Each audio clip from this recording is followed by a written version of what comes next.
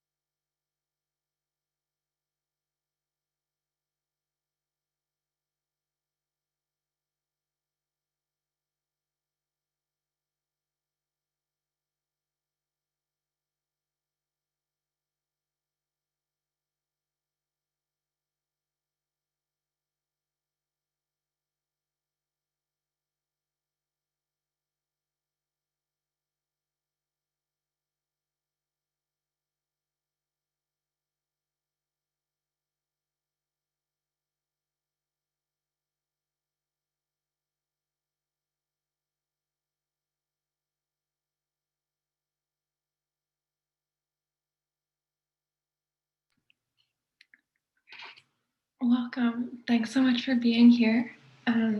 Welcome to Buddhism, Race, and American Belonging, an Asian American View with Duncan, Ryūken Williams, and Chenxing.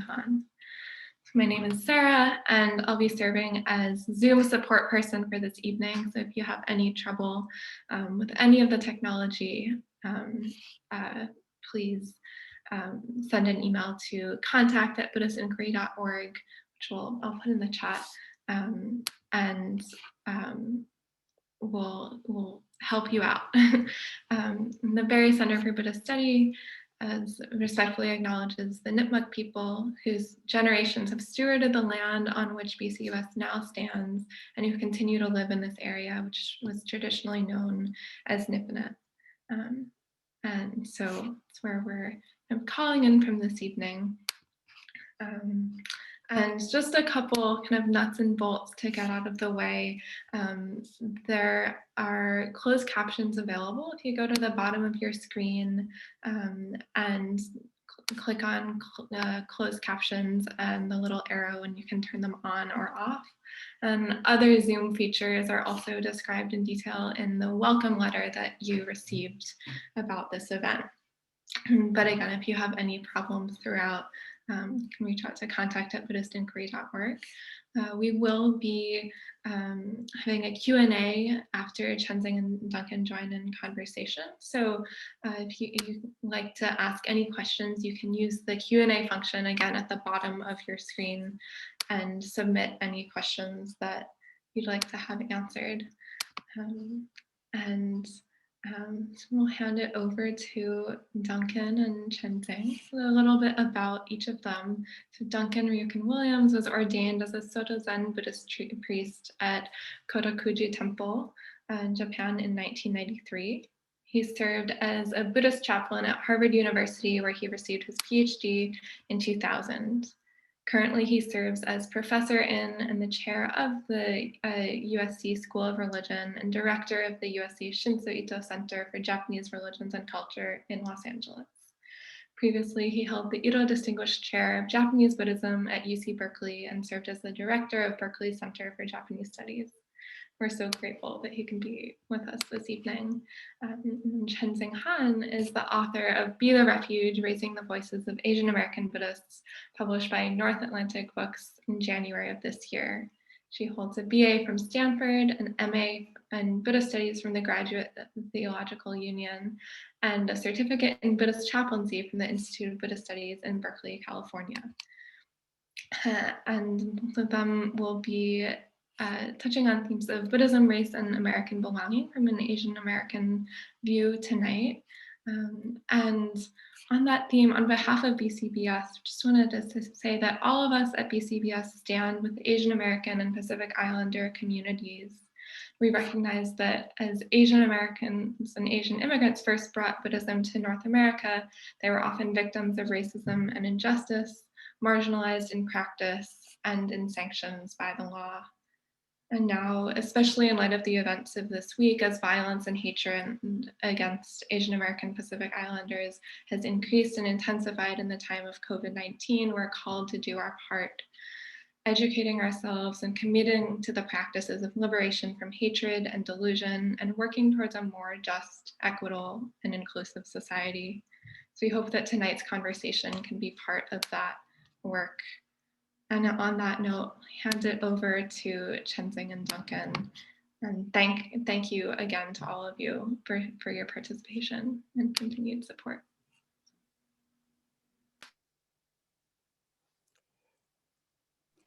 Thank you so much, Sarah. And thank you also to William and Sage and Cassie for helping organize this event. Thank you to our hosts, the Berry Center for Buddhist Studies. And thank you, of course, Duncan, for being my conversation partner today. It's really an honor.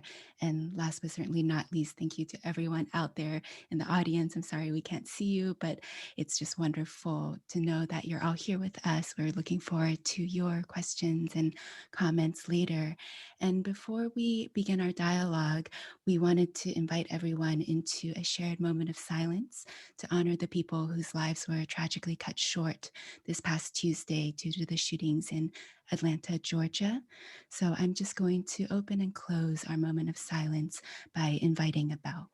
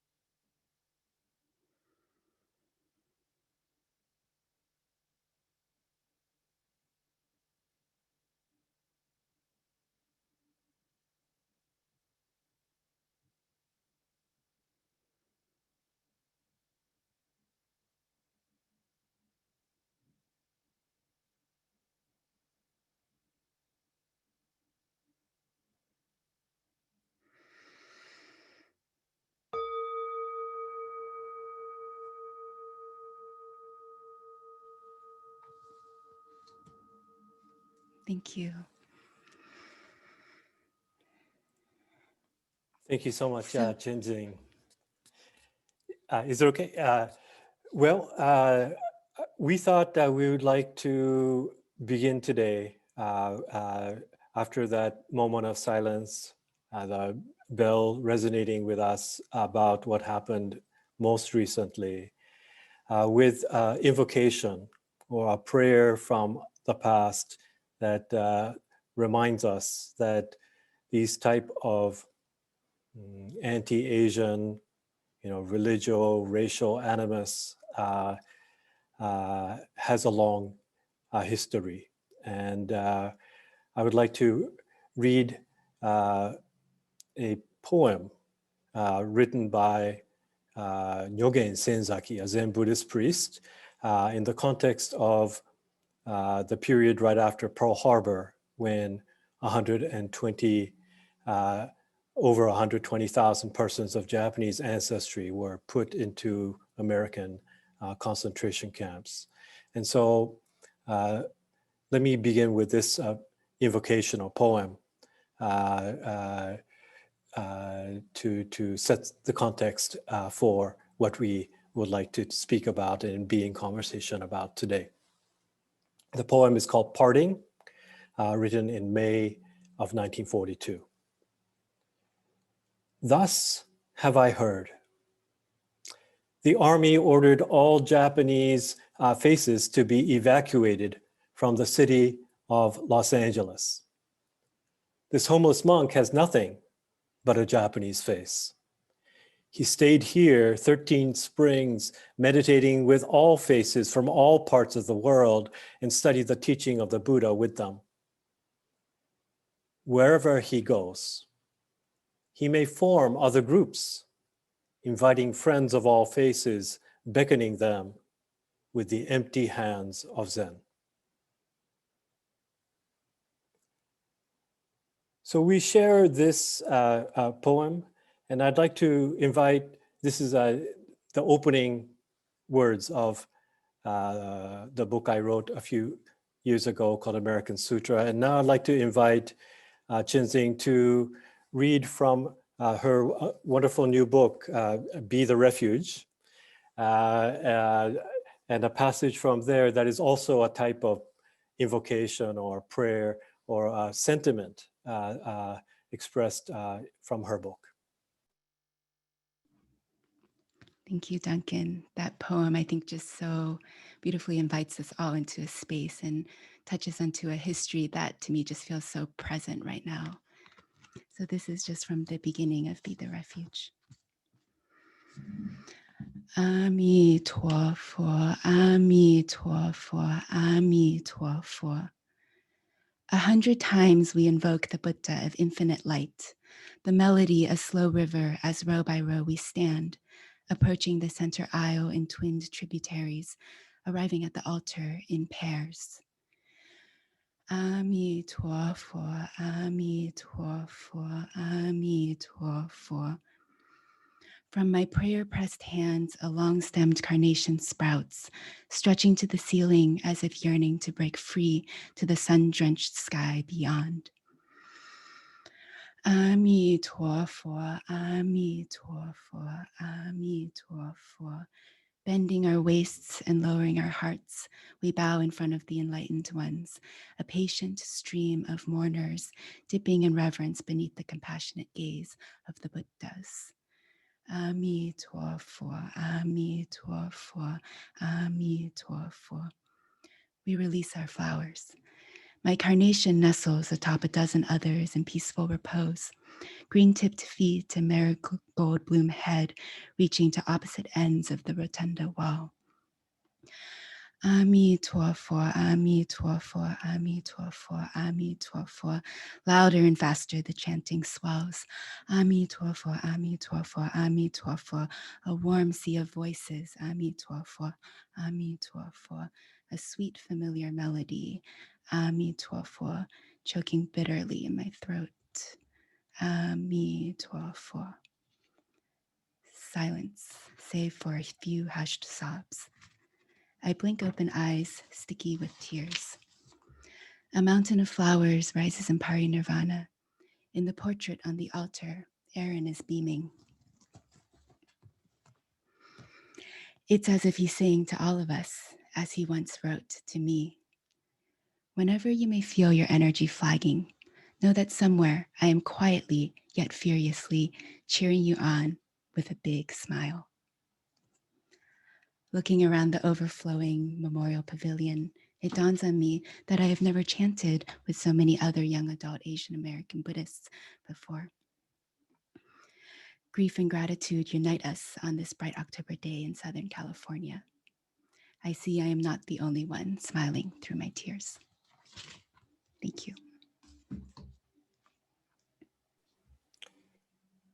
Chenxing, thank you so much for sharing from your book. It's a really powerful book. And for our conversation today, I think we'll try to make reference to each other's written work, but also reflect on things beyond the books, things that are happening very recently. I think when we scheduled this conversation, we hadn't quite seen the type of incidents surrounding attacks on senior members, elderly peoples in our Asian American community. We hadn't had as many incidents of people being attacked to, even to the level of being a fatal incident. We hadn't seen the attacks on our temples in Little Tokyo, our temples in Little Saigon here in Southern California, a kind of animus that sometimes Buddhism has been the kind of symbolic way in which kind of where race and religion get defined for Buddhist, Asian American community at large. And so it's in that context that we want to talk about our books, but I think we want to also talk beyond our books to what is happening in the present. And well, for those of you out there, I'm not very organized as Chenxing Han. So she, for preparation for our conversation, came up with 4 key words that we're gonna use to help guide our conversation.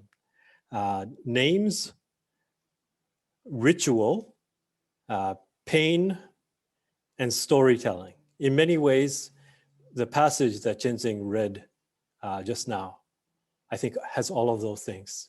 And we will, I hope, be able to plunge deeper into all of these keywords to help our conversation about Asian American Buddhism and belonging and what it means to belong in America.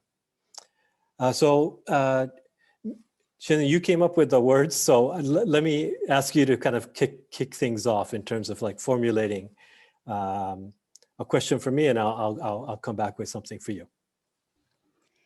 Sounds good. Yeah, these 4 themes really came out of just thinking about what our 2 books share in common. And so just to open with names, I was thinking, the first question I asked each of the 89 young adults I interviewed for my book was, what is your name and what does your name mean?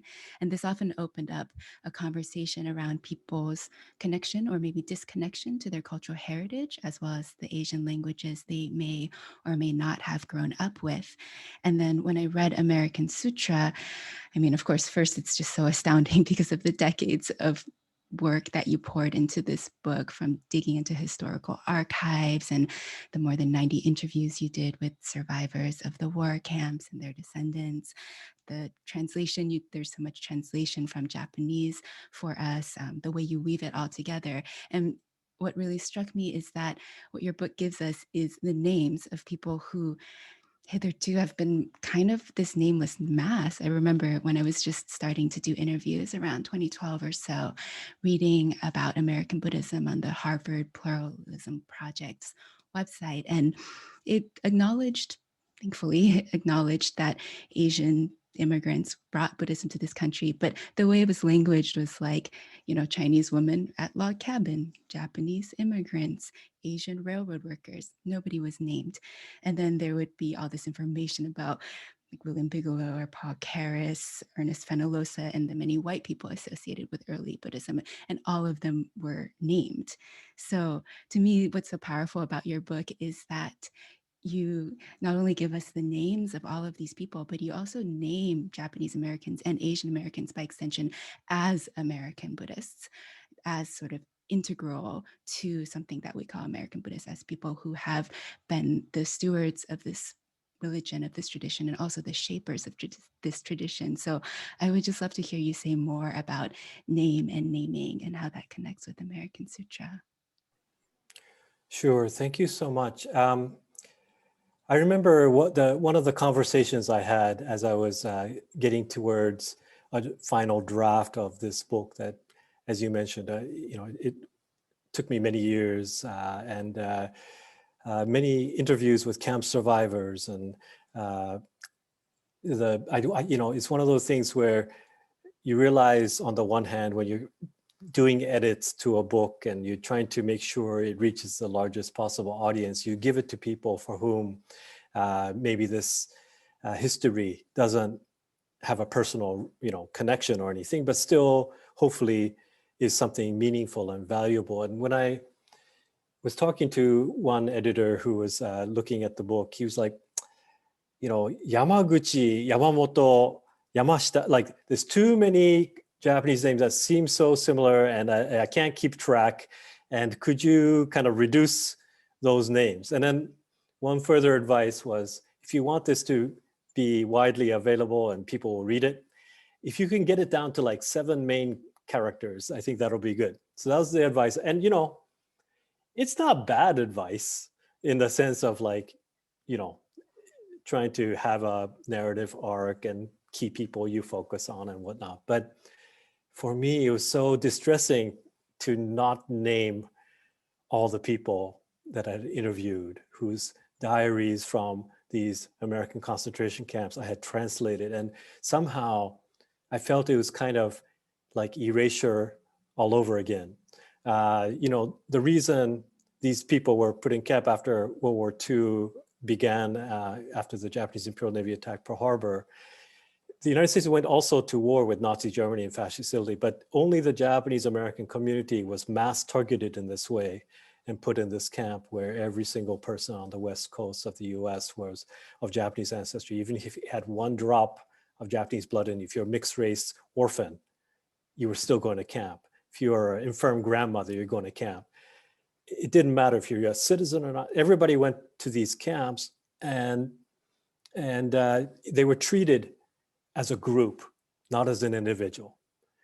Their ties to Japan, their ties to what was considered this, unassimilable race and religion, this heathen group, somehow that was partly why that experience happened. And so I was very resistant to taking out the names of these people. And I think the compromise we came up with, because, I would say like, McWilliams, McDonald, McIntyre, they sound similar, but we would have, many histories of America, whole histories on like 600-page books on the Civil War with lots of names. They're popular books too. And so I wanted to make a claim that even if you have an Asian name, that's part of American history, part of American Buddhist history, and we're going to name them as much as possible. And the compromise was, and this is the reason why American Sutra is as long as it is and has this massive endnote section. I kept the names, at least in the main, 100%, although I sometimes did have to reduce the number of names in the main text. And this is kind of my compromise of writing a book that would be so-called readable to a large general audience, and yet making sure each of these names got included. And so that was kind of important to me for that. And I feel like in your book, sometimes people are named, and then sometimes I think you, I think consciously or because you were asked to, and when I write about historical figures or interviewees, we have consent form, but if they're alive, but historical figures, you can't really ask them about naming or not naming. But I feel like in your book, you try to create a methodology or style of interviewing and relating people's stories, but keeping options about naming, in part perhaps because, something felt uncomfortable, embarrassing, they didn't want to be named as being associated with, your book is about contemporary period Asian American Buddhists, especially young people, and what young people grow up with, and in terms of relating their stories to you, or through blogs or whatever. Can you tell me a little bit about your kind of sense of what this kind of recapturing of the Asian American voice and names was for your book? Yeah, and I just want to say I'm so glad you kept all those names in American Sutra. And it's interesting, I have an appendix in the back with the names of my interviewees as well. And those marked by asterisks are pseudonyms. So I gave people a choice. I said, do you want to use your full name or just your first name? Some people wanted to use a Buddhist name, and some people wanted to use a pseudonym. And it's exactly like you said, some people had, obviously people have different reasons, but I think that in and of itself was really interesting for me to see, to understand like, oh, there's actually just a diversity of preferences, which seems obvious, but sometimes the ways in which Asian American Buddhists can be, again, seen as a nameless, undifferentiated mass, even just remembering that point felt powerful to me. And in addition, people's reasons, it's sort of, I guess I should say, it reminded me that people's feelings about visibility and representation certainly differ. It's not for sure that every single person thinks visibility and representation are a good thing. Some people certainly do. So I think just honoring this kind of diversity of perspectives and viewpoints within the Asian American Buddhist community under this umbrella. And even speaking of Asian American Buddhist, it was not an easy choice to even pick that as kind of a name for the whole category, because Asian American is such a fraught term and Buddhist is such a broad umbrella. So the kind of diversity and the complexity and frankly the perplexity of the category is part of the book. It's part of tussling with what does it even mean to be an Asian American Buddhist? Arguably, it's less defined than perhaps Asian American Christian or other categories. And I'm kind of saying that that can be a strength, that there can be creative possibilities in that. And I think I would also be remiss not to just mention Aaron Lee, whom I spoke about when I read just the opening of my book, which is at his funeral and at his memorial in a Buddhist temple in Southern California. And he was the person who wrote the Angry Asian Buddhist blog, which he began in 2009 to talk about issues of race and representation, specifically in American Buddhism at a time still now, although I think we see this starting to change, where the mainstream depictions of Buddhism are so overwhelmingly white or so much excluding Asian Americans, which is very baffling since more than 2/3 of American Buddhists are of Asian descent. And so something that always struck me was, Aaron had his reasons for not wanting to identify as Aaron. There's something really powerful about the moniker Angry Asian Buddhist. And he also, it wasn't just protecting his own privacy, but also he wanted to kind of say that what he was saying could have been said by anyone and people could resonate, kind of regardless of who they were identity-wise. These issues and concerns that came out of a place, one could say anger, but I think really more deeply love for his Buddhist communities and a passion for sort of more just and fair representation and the importance of hearing all of these voices. Let me follow up on that a little bit because of Aaron Lee. I think, the title of your book, Be the Refuge, is also comes from him. And so he's such a central figure, persona in your book. And my understanding, he's mixed race Asian American. And in a way, as we talk about this category, to name is to frame, right? So we've put some frames on, and so when we say Buddhist and we have that adjective Asian American, what does that do? What does that frame? What does that story tell? But also, even within Asian American, I think one of the things that, like, for example, in my, Japanese American community, it's roughly 1.3 million people according to the last census. We'll see what the results show this time around. But about 50%, almost majority of that community, and every Asian American community is becoming more and more this way, are people who have multiple heritages. And so you'll have, in addition to the Yamamotos and the Tanakas and whatever, you have people like, the Gonzalezes and the Williamses and whatever. So that's reality of Asian America as well. And I wonder if you can say something about how doing a book on contemporary Asian American Buddhism kind of invited you to have to conceive of this category of Asian America and Asian American Buddhism, maybe in a broader way, to include all of these names of people who identify as Asian American, but who may not have traditionally Asian names or even features. Yeah, I think it was more through the call for interviews where I was really explicit about saying like anyone of full or partial Asian heritage. And I mean the continent of Asia, so South Asia, Southeast Asia. I interviewed people from West Central Asia, who trace their heritages to that. So it was funny where some people would assume Asian American means just East Asian and then say, can I be part of your project? And I said, of course. So it's sort of like I was using the category while simultaneously sort of fighting the category or putting a big asterisk and saying like, here's the fine print. And I was kind of just saying like, look, if you have any connection to Buddhism, if you are of Asian heritage or even a little bit of Asian heritage, please talk to me, because I just feel like we haven't had an opportunity to speak for ourselves on our own terms. So I feel that we were written about as a category. And so I just wanted to make it really open open. And I think that in the way I chose to write the book, I hope that there's a kind of creative and almost playful spirit that's there, where it's sort of a grappling and questioning of the category or the identity label rather than like a clinging tightly.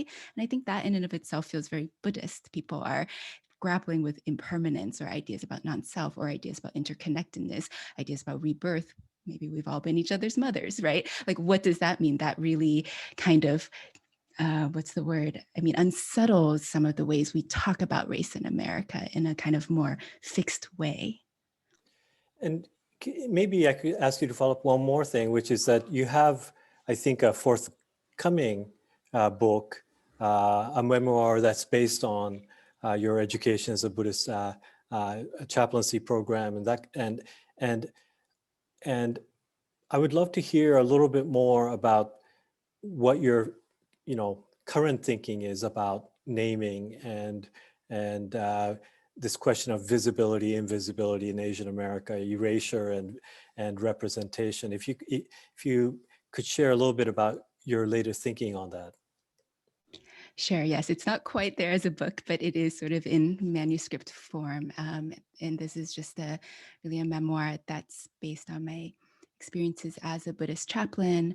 And I think one of the things, I see it as kind of a sibling to Be the Refuge with like very different personalities. It's in a very different genre, although Be the Refuge does have elements of my own story, kind of elements of memoir or autoethnography, if you will.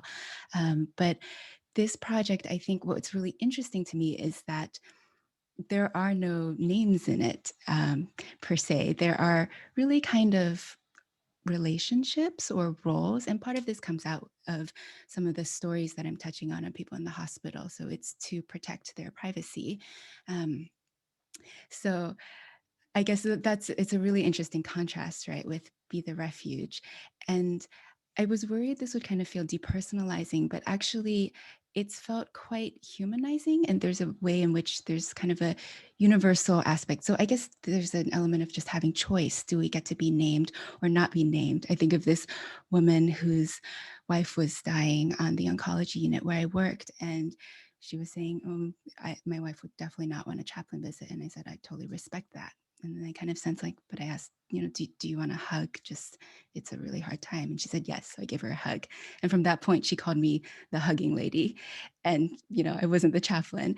And there's something about, I think, relationships that relates to Be the Refuge as well, where the 4 sections of my book are called trailblazers, bridge builders, integrators, refuge makers. And some people have pointed out to me that this feels really empowering to them because it's kind of a name, it's a group that feels like it's based on something really active, a sort of doing, a sort of way of being in the world and relating to others. And it's a way that names yet invites broadly different people to take part. And so here we are, kind of going beyond Asian American, right? My book kind of ends on this note of what does it mean to be culturally, and when I say my book, I'm talking about Be the Refuge now, what does it mean to be culturally engaged Buddhist? That's something anyone can do because we're all shaped by multiple cultures. So I think I've still continuing, I don't know if I have like a statement about names, but I think that attention, that sometimes it's really powerful to say names, and sometimes it's powerful to have like a name that isn't about an individual self, but actually about a larger collective. And I guess I want to ask you, Duncan, I know you're working on a book of names, which I don't know very much about. So I would just love to hear more about how that has followed from American Sutra, perhaps the similarities and differences. Sure. I'm actually trying to do something that hasn't been done before, which is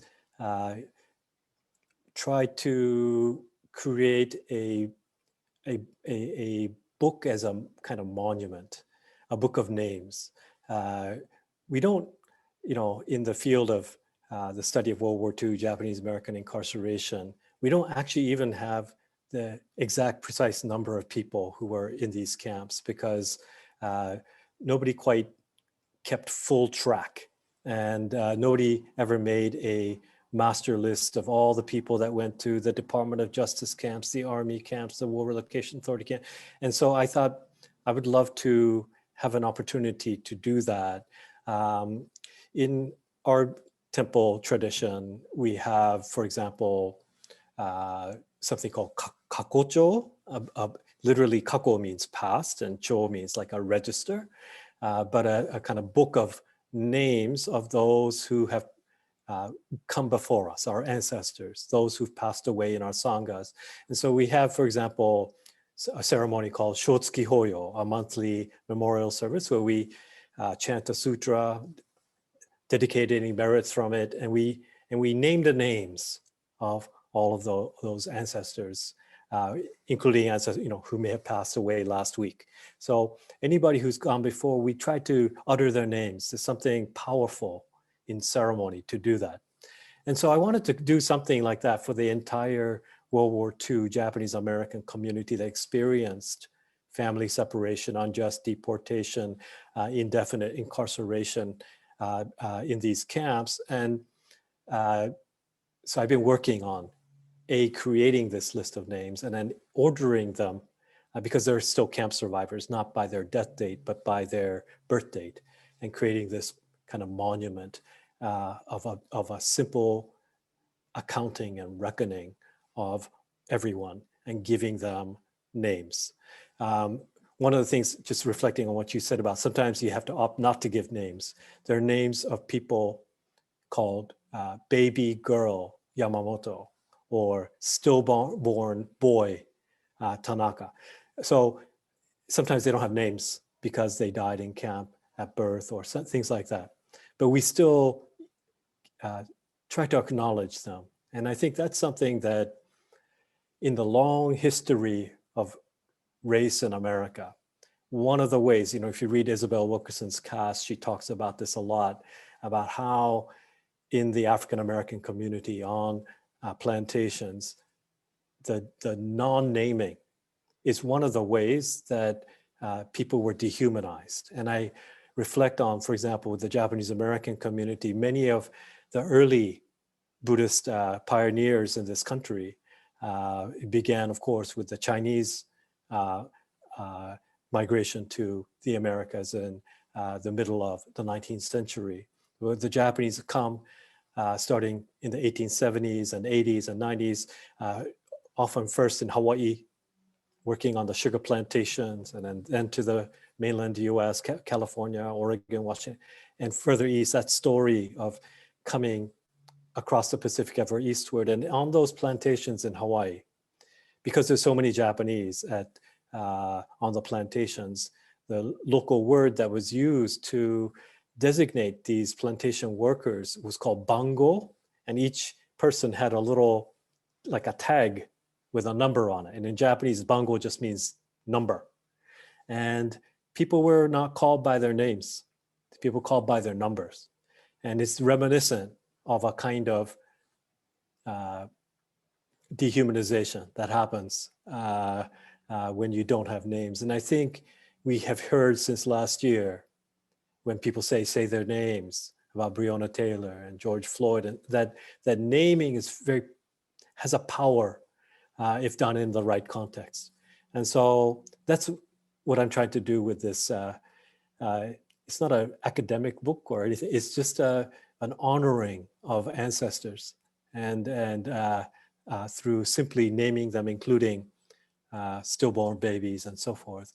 I think there's something important to do that work as well. So that's something that I think also is best done in ceremony, and maybe that's a way to talk about the second theme I think you raised in kind of talking about our two books, the importance of ritual. And so I wondered if you could start us off on that topic. Yeah. Something that really struck me in American Sutra is kind of the tenacity with which the people in the camps both maintained and also adapted their religious rituals and their holidays. So, I'm thinking about the ways that their daily rituals in some ways were outside of their control and very militarized in a way, whether it's having guard inspections or virtually inedible food, and so on and so forth, all of these other indignities. And yet they still came together as a community to firstly hold funerals and memorials, but also to have sports games or oratory contests or dances and pageants like you write about in the book. And so it seems to me, these rituals really gave structure and meaning and purpose to a kind of indefinite period of incarceration.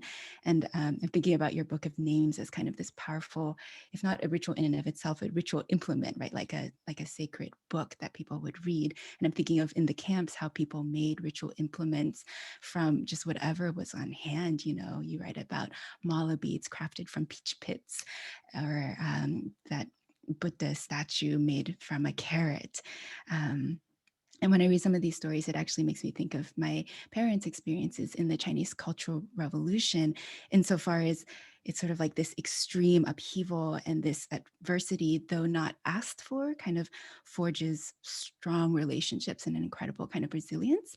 And sometimes it seems to me that Asian Americans today, or people of Asian heritage, however we want to language that, can face a lot of intense pain, suffering is there, but it can also feel kind of diffuse. I think choosing the word diffuse is very deliberate, right? Like we're not in a concentration camp. So that suffering can kind of feel diffuse.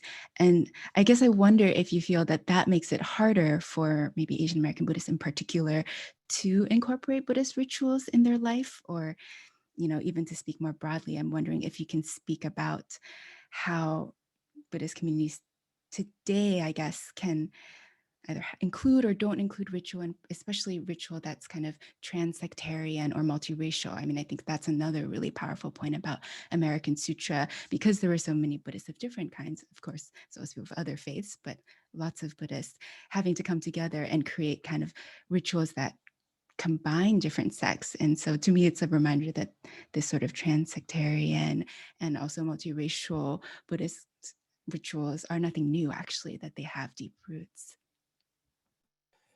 Thank you for that question.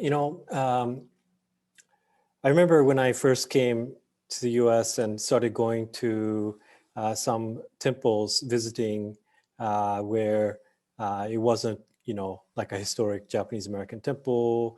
And even within Japanese American temples, because I grew up in Japan, I was used to, for example, rituals and chanting being done in very kind of like, we had a form and a strict form at that about sequence and when you put the bell and the rhythm and there's a kind of a order that you feel the power of ritual because it's been transmitted over many, many generations in that same style, And then I realized like, in America, people sometimes will chant the Heart Sutra in, like in English and keep the same rhythm sometimes, like, like kanji, zaibo, sa, like the avalokiteshvara bodhisattva, like using the same rhythmic thing to connect, but then in English. And then other people also made new ways of chanting where the musicality was a little bit different than a Japanese way. So it speaks to something about innovation and about adaptation and change. And we know that in Buddhist history, these things always happen. And it was no different in the World War II incarceration camps. That was a moment, as you indicated, people were both having to be innovative, using a carrot from the mess hall because they didn't have a baby Buddha statue. They had to use the Army C ration, ground coffee to make the sweet coffee drink to pour over the Buddha's head on Hanamatsuri, or the Buddha's birthday, a ritual we use. We find very important in the Japanese way, Vesak, or the Buddha's birthday in April, we pour the sweet tea over the baby Buddha to recollect the story of the Buddha's birth and the heavens being so happy about it that it rained sweet Dharma rain, and so we do these reenactments of our teachings and our history, and we try to do it in the same way, but we have adaptations and innovations depending on circumstance, and maybe chanting in English or chanting in the camp sometimes with as if it were like a Christian hymn they had these kind of hymnals and put to like Western like organ music and things like that. And so innovation, adaptation, that's always been a part of the Buddhist tradition. But I'm also a big believer in the power of also linking to tradition and being able to feel that power resonate kind of over our generations of Dharma generations again and again. And so this is one of the kind of big topics in the camp, what to do about ritual.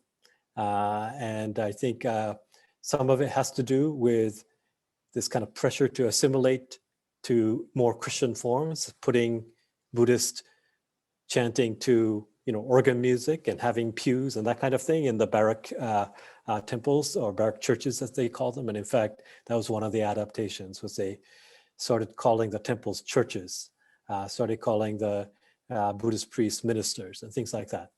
But among the young people, the other big thing that I think came up a lot was, if you chant in Japanese and let's say the younger generation, they don't understand Japanese 100% or it's not something, and even if you do understand, people sometimes don't like long rituals and 45 minutes, 2 hours or something of chant, and you have to sit very quietly and you're sitting on your knee, your knees start going pins and needles.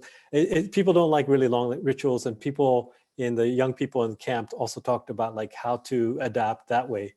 And so I'm curious to learn from you, Chenxing, about the kind of your book and your research, and you're talking with the community, really focus on like young people and the meaning of ritual for them.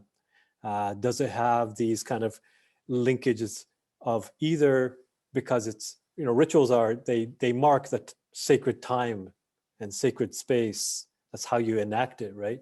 And I wondered if people felt that, are feeling that and are drawn to that, or kind of like the young people in these camps also kind of trying to find a different way to understand ritual and finding power in ritual, but in a slightly different way. I wonder if you can say something about what you found young Asian American people and their relationship to ceremony and ritual and how they mark time and space. Yeah, I think especially for second generation Asian American Buddhists, what I call second generation. So their parents immigrated, after 1965 and raised them Buddhist in this country. I think they can really relate to the kind of feeling of like these rituals are really long. I don't understand them. There's like a real desire to understand. And it makes me think of this scene from the ethnographic documentary by Wan Lu called Youth Group. So it's this beautiful short documentary about a Buddhist youth group in Southern California. And I just remember one of the people in the film saying like, oh yeah, you can't make a kid sit through these long chants. Like, it's just weird. And there's that moment always makes me both laugh and also just makes me think like there's also that kind of alienating feeling, like when Asian Buddhists or Asian American Buddhists are kind of seen as superstitious immigrants or these superstitious chanting or these weird things they do. It doesn't really, not very rational, that kind of thing. I think for the younger generation, that's really hard to grapple with. I mean, it puts almost more pressure rather than maybe just connect with the beauty and mystery and the deep traditions. There's kind of a sense of like, this is alienating, this is othering, how do I relate to this and how do I explain this to other people? So then at the flip side, though, I still think there are many people, and maybe even especially people like myself who didn't grow up Buddhist, who actually really appreciate that kind of history and tradition. It's sort of this journey, I think, between these two extremes, right? Where there can be this wanting to kind of like erase the Asian culture, perhaps out of feelings of shame, because it's so different from the dominant culture or because of messages you're getting from the dominant culture. And I think that's one extreme. And then the other extreme is kind of sometimes feeling a sense of like inadequacy, like, oh, I'm supposed to be some sort of like super devout Buddhist and like fluent in all these Asian languages as if I'd grown up in an Asian context, which I think is not even that realistic for young people in Asia. But there's a kind of like maybe it's an Oriental monk figure kind of stereotype. I don't know quite what it is, but I think I see these young people trying to navigate, like, how can I navigate between trying to understand my parents' Buddhism, if their parents are Buddhist, or trying to figure out how do I fit into the way broader society talks about Buddhism, especially if it seems to be sort of valorizing a kind of white convert Buddhism that's like free of cultural baggage or free from ritual. And that's always been so strange to me. Like, seated meditation to me feels very ritualized and feels very much like a ritual. So it's just interesting how even the ways we talk about ritual can become kind of racialized in interesting ways. I'm looking at the time, my goodness. And I'm thinking we should move on to the next topic, just so we make sure we have time for all of the topics. So yeah, this topic of pain. So for a lot of 2016 to 2020, I was actually living in Thailand and in Cambodia, and where I was, as an Asian and as a Buddhist, I was actually a racial and religious majority, which is actually a very kind of new experience for me. Even though I'm not Thai or Cambodian, still there is something really powerful about that. And then last March, I came back to the Bay Area for what I thought would be a month-long visit, and just got stranded here, obviously. So we were not able to return back to Bangkok. And, while that life in Bangkok abruptly dissolved, I read Kathy Park Hong's book, Minor Feelings, which I know has really struck a chord in the Asian American community. And it really struck me personally at the time. So she talks about minor feelings as emotions that are negative, dysphoric, and therefore untelegenic, built from the sediments of everyday racial experience and the irritant of having one's perception of reality constantly questioned or dismissed. And reading her book really gave me kind of words for a sense of displacement I felt, which in retrospect made a lot of sense. It's sort of like I never really arrived back in the US before being put into a sort of strange house arrest. And so through the news, I kept feeling like, oh, my ascribed identity is as a targeted racial and religious minority, especially as we hear more about vandalism of Buddhist temples and, of course, attacks on Asian people of Asian heritage, particularly Asian women. And that has me thinking of Kathy Park Hong, also related to Kathy Park Hong's idea of minor feelings.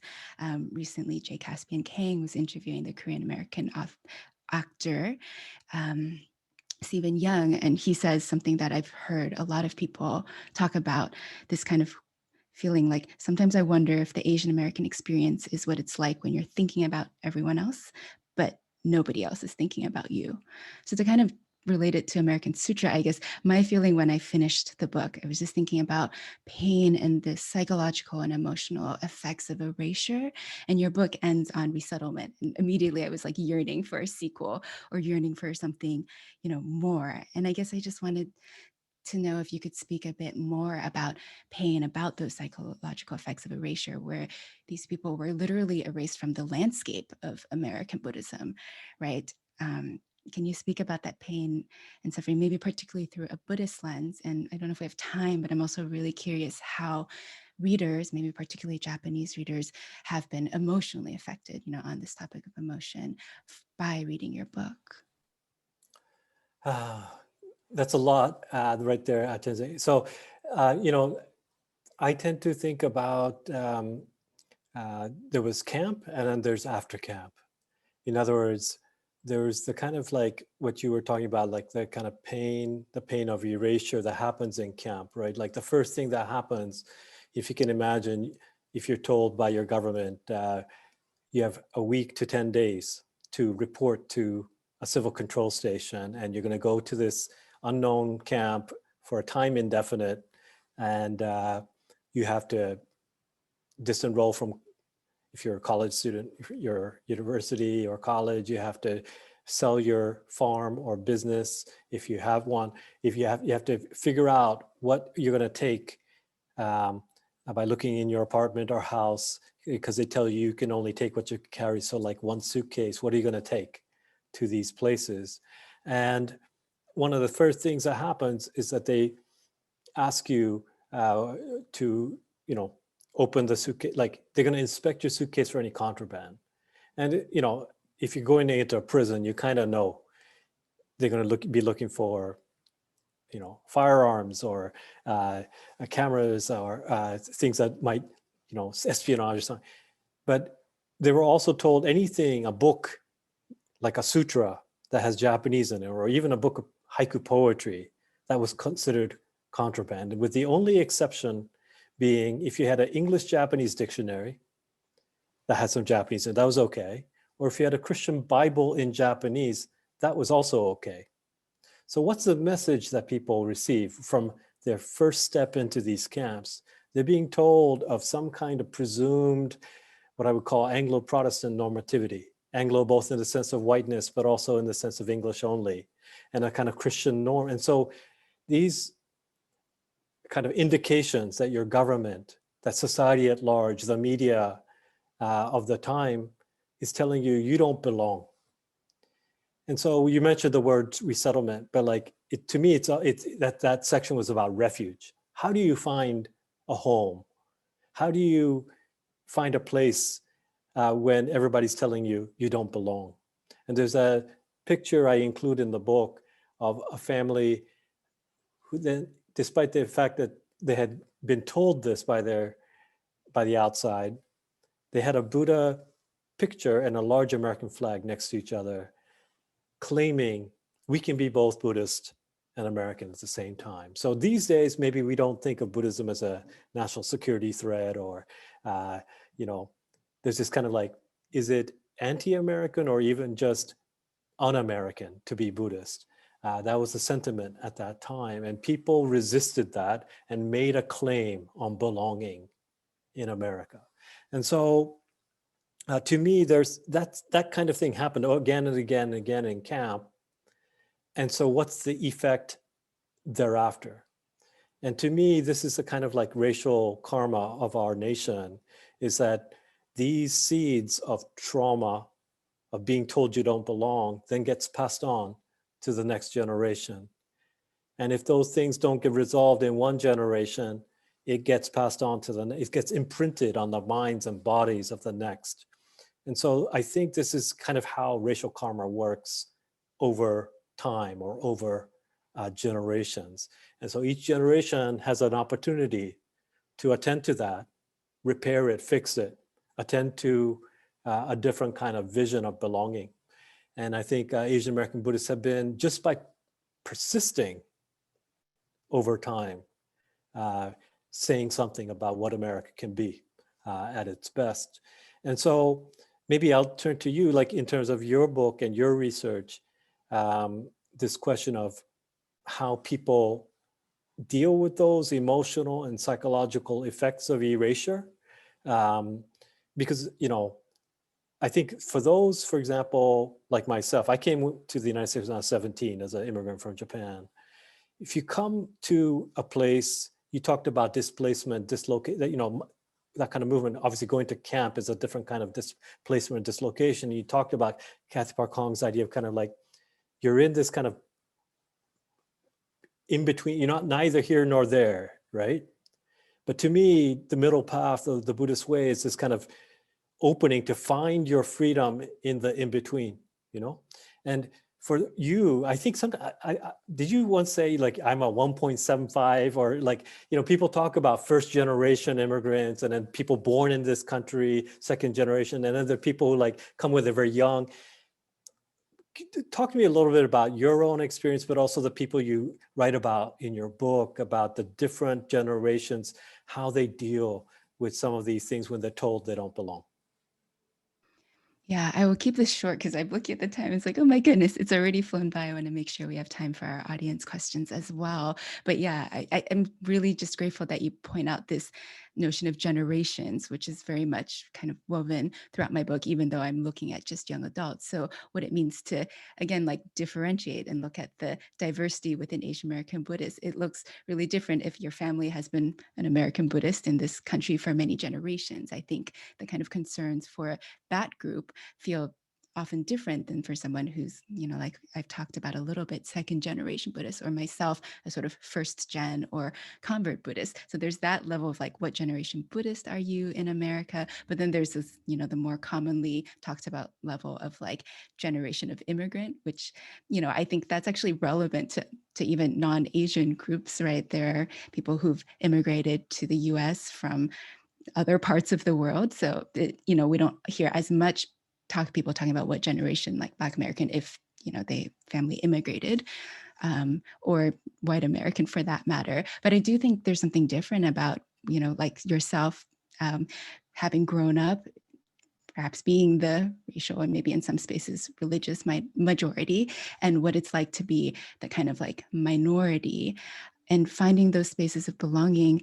I think, yeah, that's sort of the koan of the book, I suppose, of like how to find that and how people find it differently, looks differently for different people. But I think just attending to that aspect is really helpful for us, because it helps us, again, not lump everyone together, to help us appreciate, oh, someone who, like myself, came to this country when I was 4 may have a very different relationship to just their race than, someone who came when they were 11 or 13, etc. I don't know if we have time to talk about storytelling, but Let's be brief, but think? let's try it. Let's try it. I guess I was thinking about what you said about that intergenerational trauma and healing. And I mean, to me, even just the fact of your book existing is so healing, because I think there's a way in which people can find refuge in stories that resonate with them, stories that have too long been erased. So I guess just, can you talk to us a little bit about storytelling and American Sutra? Sure. Somebody once, a very eminent religious studies scholar, somewhat jokingly but somewhat seriously said, upon reading American Sutra, Duncan Williams has zero theory, zero kind of apparatus for, like, is this a sociology of religion book? Is this a philosophy of religion? Is this a Buddhist studies? He's like, he just likes to tell a lot of stories. And so I was like, wait, am I supposed to be offended by? No, but actually I was like, it's actually true.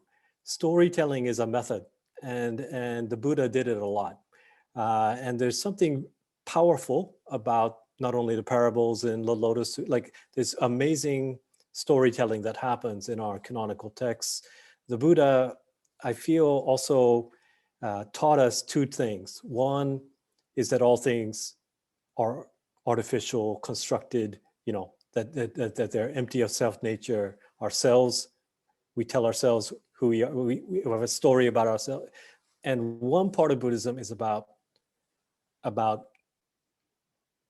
let's go deeper. Let's see how these stories are not actually solid or true in the kind of permanent sense. And there's another part of Buddhism that is about, let's say, mind only, and kind of looking at the world as being constructed by our minds. That there is a kind of understanding that we live in a world where these conditional realities are created. And the Buddha was very skillful in how, I think, he presented these stories, because that's what allows us to reimagine a world that isn't just being stuck in a rut of pain and suffering. And so storytelling, to me, is one of the most imaginative, creative ways that the Buddha taught for how to see past things that look like they don't have an exit, And so I guess what I'm curious about is, in your book too, I feel like, there's stories we tell ourselves and stories that we might share with others. And you, as a person who kind of collected all of these stories and put this narrative together, you put a story together of people who may, there might be a gap between what they themselves feel and what they shared with you, the first time or the second time or the third time, because they got to know you. Tell us a little bit about how you get that full picture of what it means to be Asian American today.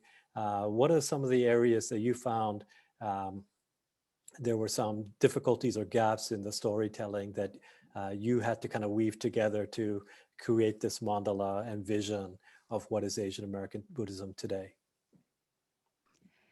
I think the hardest thing was just, trying to weave together so many different voices. And in the end, I'm just really grateful to Ruth Ozeki, who I heard her speak and then talked with her briefly about this book project. And she recommended that I write myself into the story. And I think about how that kind of vulnerability and openness felt really important to mirror the kind of vulnerability and openness of my interviewees, the kind of intimacy created in a kind of safe container. So there was a lot of, I guess, really coming from chaplaincy, a practice of deep listening and trying to hear what's being said, what's being not said, and weaving that in. But I love this question of how do we tell the full story of Asian American Buddhism? Because I think this is like just, our books are just like this small beginning. And I think both our books to me feel very invitational, inviting other people to find ways to share and express their stories that maybe are different, and to really attend to the gap between if there's a way that your story is being told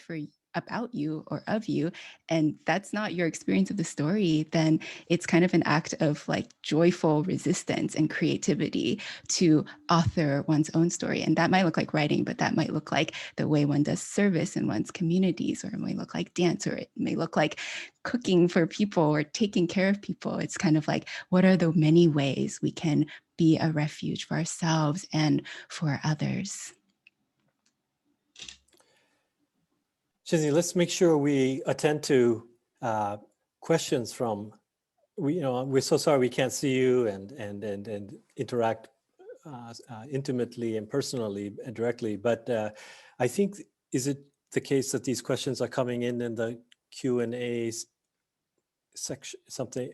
You're better at technology than me, Chenxing, so maybe you can look at that and see what we should try to answer and respond to. I see that Sarah has dropped a question, so let me just read it. And it looks like there's a question for you in this, Duncan. How do you both see your scholarship of rectifying, naming, and centering the histories and stories of Asian Americans as an act of chaplaincy? From a Buddhist point of view, how does this type of scholarship relate directly to the liberatory and reparative project of Buddhism? Okay, well, I always say, whatever our context, so if you're chaplain in I think Chenxing mentioned, in a hospital context, in a prison context, in a student club, on a college campus, the thing that is going to, I think, be the common thread is that people have, mental, emotional, physical, like all registers of suffering. And our job as Buddhist priests or chaplains is to alleviate that. That's something we have such an amazing set of lineages here in the United States. Never happened before in Buddhist history, 2,500 years, that we have, Cambodian Buddhists next to Thai Buddhists, next to Tibetan Buddhists, Japanese, like many generations, etc. And the thing that we have in common is whatever our monastery, whatever, our temple world can be a physical structure, or it can be in a hospital ward, it can be at a hospice, it can be so many contexts. We have to see and alleviate as best we can the suffering that is presented to us. It's a mountain that is almost endless. We say that the amount of suffering is so much, not only in the present, but that has been inherited from the past. That the tears are such, right? There was this very classic idea that the tears are such that it can fill 7 oceans. So that's our job in chaplaincy work, or is how do we alleviate suffering in that context, in each moment, appropriately. And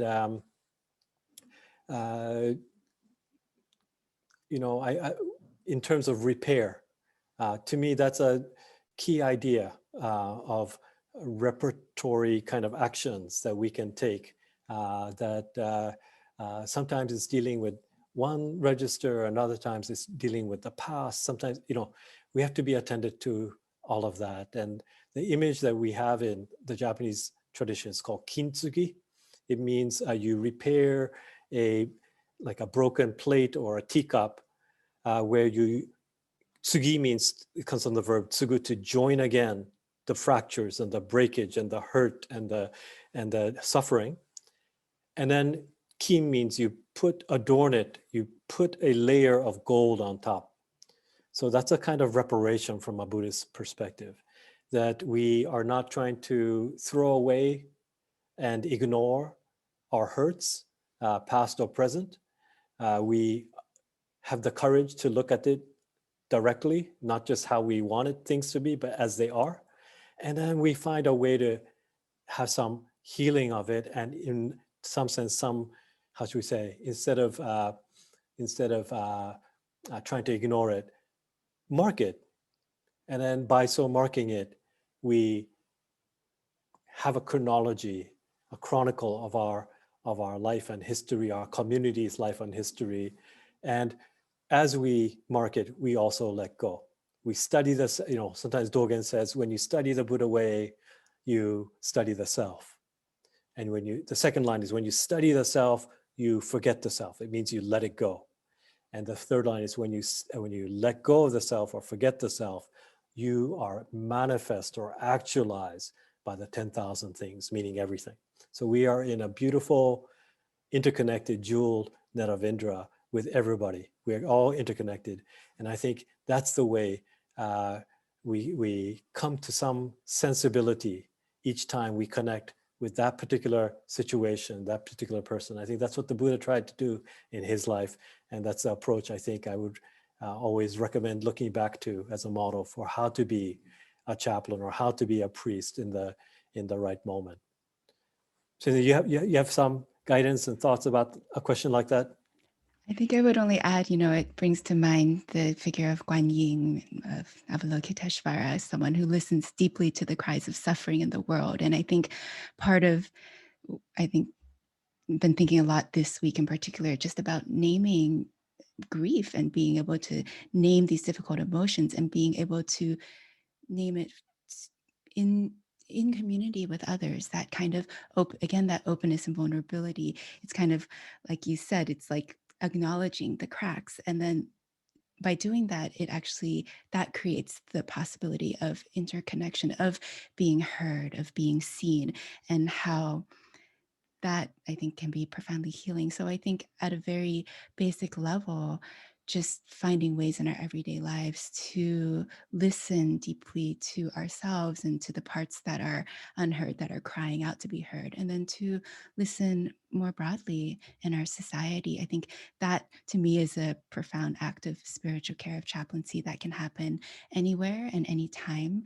To me, it feels very much Buddhist, and that's a liberatory act. That's an act of repair.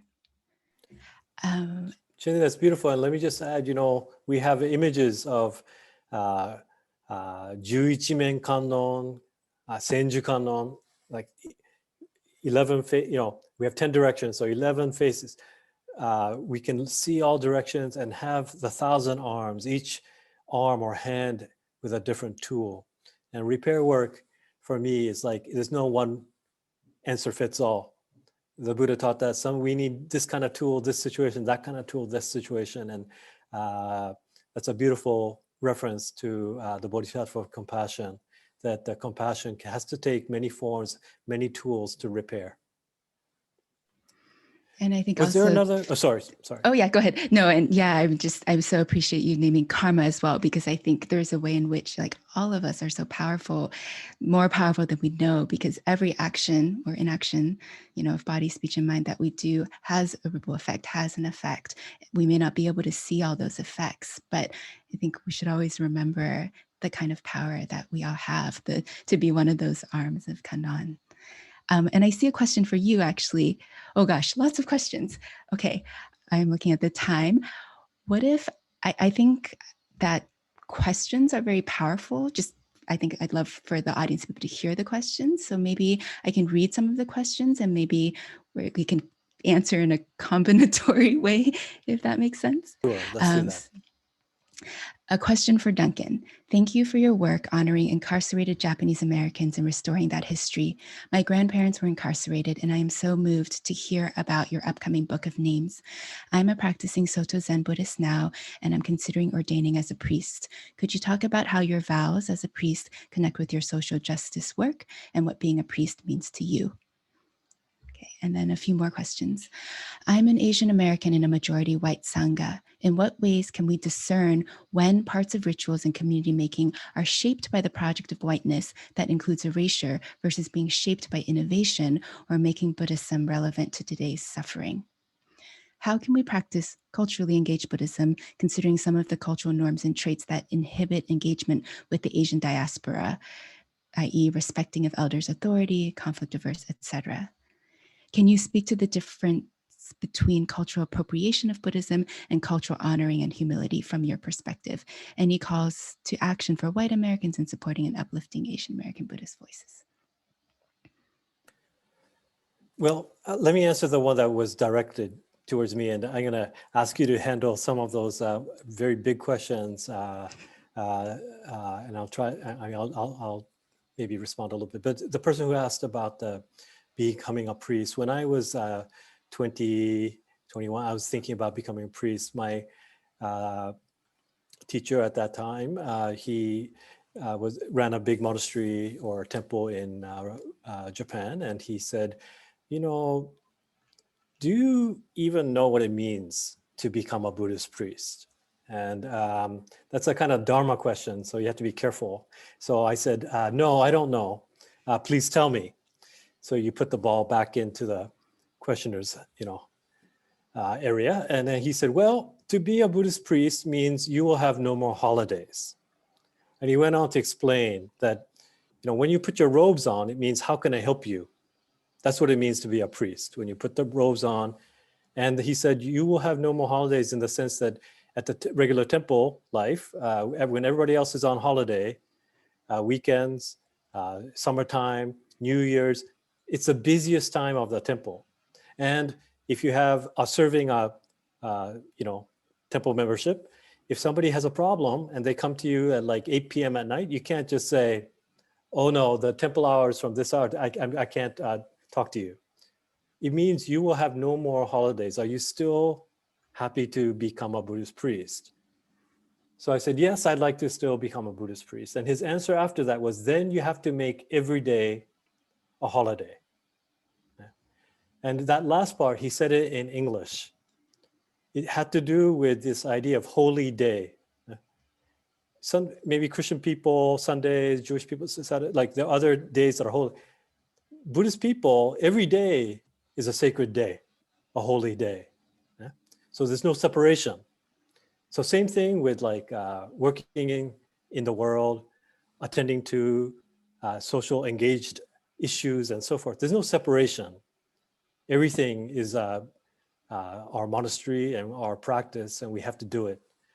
And so that's, to me, a Buddhist priest. But then what does it mean to make every day a holiday? It means that we are, how should we say, we are doing what we are karmically, we have a kind of karmic connection to.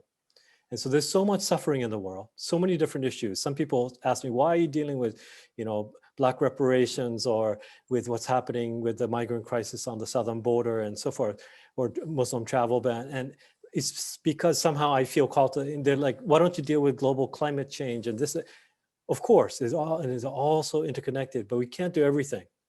We do the ones that we are karmically connected to, and especially if you know that you're perhaps the only person that can handle this situation, then that's the one you have to do. And when you do it that way, however busy you are, however tired you are, it'll get done. And you can do it with a kind of, you can make that heart very relaxed while doing very difficult, sometimes heavy work. And so that'll be my way of answering that question. And maybe, Chenxing, I could ask you to handle some of these questions about culturally engaged Buddhism and this issue of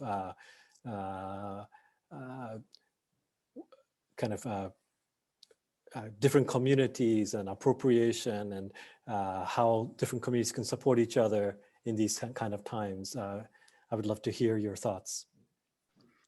Yeah, these are really big questions. I think, someone asked, how can we discern when the rituals are shaped by the project of whiteness that includes erasure versus shaped by innovation? It's a hard tension to hold, I think, because there are ways that, I don't know, I think part of me often thinks about, well, sometimes there's just specific moments that can feel very painful. And I think for Asian Americans in those spaces, I think I'd like to invite just a willingness to feel those pain points and not to kind of minimalize them or like minoritize them almost. Like, when those moments, if someone says Buddhism was brought to America in the 1960s by white meditators, it's not that they didn't play an important role in bringing Buddhism, but that's, manifestly not true, and erases 100+ years of history before the 1960s, right? When perhaps, a white Buddhist teacher might be talking about their Asian teacher and decide to use an Asian accent. And, depending on context, that may or may not feel okay. But unfortunately, in the context of the US, that can often come across as really offensive. So I think thinking about context and then finding ways skillfully that are still grounded in our Buddhist values to bring up, again, to name the kinds of hurt. I think sometimes, like, our bodies and ourselves are a good barometer, talking to spiritual friends and saying, this happened and this is how I'm feeling. Can you help me see this from different perspectives, from different Buddhist perspectives? And I think that's another thing. There's this question about, how to be an allyship. And I think something I'd love to see is just, it's very hard during this pandemic, certainly, although one thing that's really striking is for those of us who do have the privilege of spending this time online, it's possible to visit so many different types of Buddhist communities. And I hope after it becomes more safe to visit different Buddhist communities, I hope that people will feel comfortable, maybe with a small group of friends, to visit different Buddhist communities, ask them how you can be of support. Maybe that's making a financial donation, or maybe it's volunteering, and just getting to know our Buddhist family writ large, this big American Buddhist family that has so much diversity, getting to know people across these boundaries of race and sect, and having that be joyful, I guess. So to what you're saying, Duncan, about, figuring out what you have a karmic affinity to. And then I think figuring out all those sort of like exciting ways that what you're interested in actually connects to so much else. I think there's just this space we can relate to out of almost like a child. I don't know if childlike is the right word, but just like a kind of life-giving and joyful curiosity. So I think some of the work around social justice, around, engaged Buddhism can sometimes feel really heavy. And I think remembering that if we're in this for the long haul, if we're in this for the lifetime or lifetimes, or innumerable kalpas, then there has to be a way that, it's just like you said, to make every day a holiday, to have that spirit of like, every day is special, every day is something to celebrate, even in the really dark parts. Every day can be gilded, as in kintsugi. Every day we can find some kind of beauty in it. Chenxing, that's. I feel like we should just stop right there. You made a wonderful, strong thought. So I know that you and I, we've prepared a very short kind of closing ceremony that accords with the way we do things in Asian American Buddhist ways. So instead of like sharing a kind of meditation practice together, we have a little ceremony that we're going to do. But before then, I feel like maybe the Barry Center for Buddhist Studies representative, Sarah, thank you. Maybe you have some words, and then we can kind of close it out with a ceremony to, as Chenxing was saying, so we learn from each other and have the most positive feeling despite these difficult times we're in. So we'd like to end with a ceremony like that, and we're going to pass things over to Sarah. I feel like maybe you have one or two announcements. Yeah.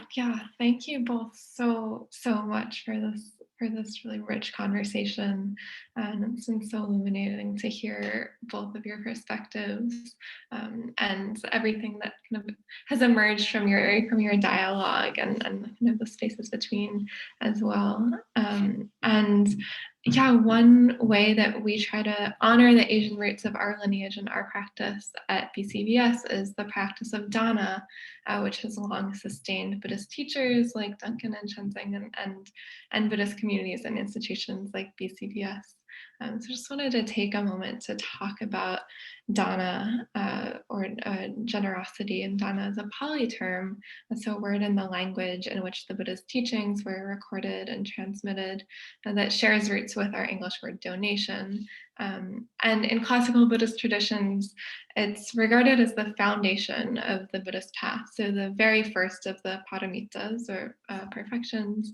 And it's what has really made possible the transmission of the Dharma from one generation from the next across all of these centuries and continents, and that supported both sites of practice and communities and also teachers. BCBS, we've kind of continued. It's kind of an experiment in the West. It's kind of very countercultural against a lot against like a lot of Western modes of transaction and business, where we're sustained by Dana and by the generosity of participants and attendees and all of you, and Duncan and Chenxing and all of our teachers offer their teachings freely and depend on your generosity, both financial and in other forms as well. So you'll be receiving an email tomorrow with a link for making offerings if you feel so moved. I'll also put a link in the chat soon. And we're so grateful for your continued support throughout this pandemic, and as we continue to kind of share in communities together. And another way of offering generosity is through offering feedback. So I'll also include a link to a survey, so you can tell us what you appreciate about your experience with this event, what if you think would benefit from change. We're always so grateful to hear from you. So let us know if you have any questions. And we're just so grateful for your practice, your participation, your generosity, and your really deep engagement. So thank you, Duncan and Chenxing. Thank you to all of you. Thank you, Sarah. So in these last few minutes, like Duncan said, we just want to do a closing ceremony. And before we go into the formal part of the closing ceremony, we want to name the people whom this ceremony is honoring. So we'll be honoring the 6 women of Korean and Chinese heritage killed in the Atlanta, Georgia shootings this past Tuesday, March 16th, 2021. Soon Chung Park, age 74. Sun Cha Kim, age 69. Young Ai Yu, age 63. Hyung Jung Grant, age 51. Xiao Jie Tan, age 49. Dao Youfeng, age 44. Pak Ho, he was an unaffiliated Buddhist who died on March 11th, 2021, a 75-year-old father who was punched, assaulted, and robbed outside his apartment building near Lake Merritt in Oakland as he was leaving for his usual morning walk. After he was struck, he hit his head on the concrete sidewalk, which left him with a traumatic brain injury, and 2 days later, he passed away and left behind 3 daughters. Next name is Kanesaburo Oshima. He was a member of the Kona Daifukuji Temple, a Soto Zen temple on the Big Island, Hawaii, who back in World War II, right after Pearl Harbor, was picked up by the FBI, and he was killed by an armed guard in the back of the head at the fence line at Fort Sill internment camp in Oklahoma in May of 1945. 1942, he left behind his wife and 11 children in Kona. Vicha Ratanabhakti, age 84, a Thai American Buddhist who died after being forcefully pushed to the ground in his San Francisco neighborhood on January 28th, 2021. Tien Minh Le, age 24, a Vietnamese American Buddhist who was brutally murdered on January 28th, 1996 by 2 white supremacists. So we now enter the ceremony. The chanting offering for today is called the Shigusegan, the 4 Bodhisattva vows, the first line of which reads, "Sentient beings are innumerable, and yet we vow to liberate all."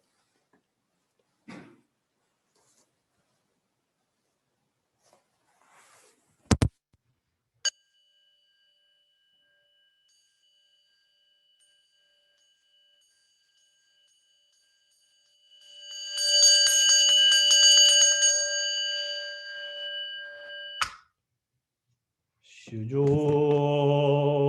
muhen seigan no bonno mujin seigan dan om muryo seigan gak Utsudo mujo sigan jo Shigusegan wo fuju tsuru kudoku wa Daiyon honshi shaka murie butsu. We dedicate the ceremony to Kanesaburo Oshima,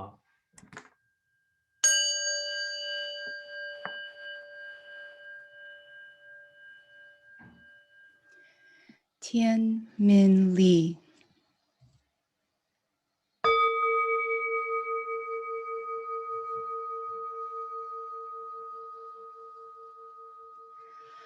Vicha Ratanabhakti,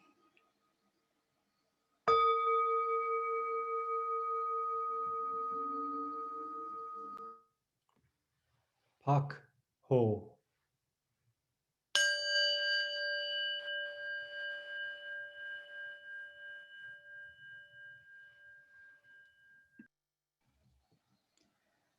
Feng Dao You,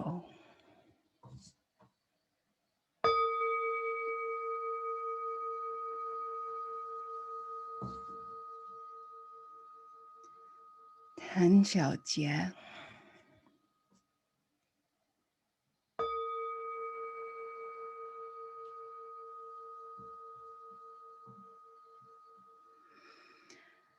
Yong Ai Yu,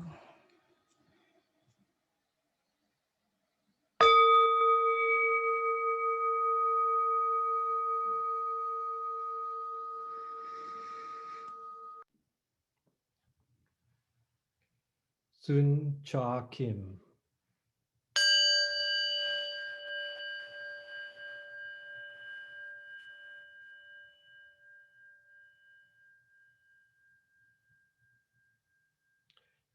Hyun Jung Grant,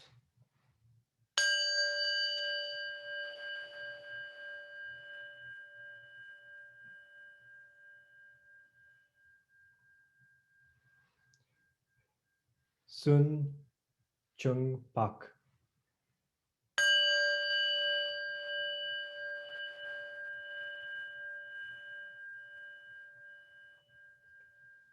Ji Ho Sang Shi Shiu,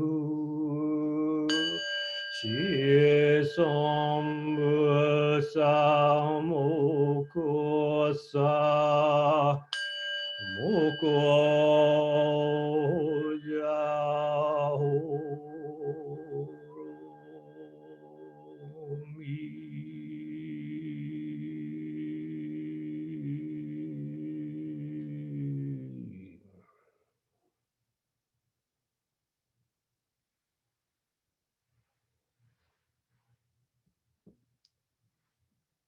Thank you for your attendance to this gathering, and we wish you and all sentient beings every happiness.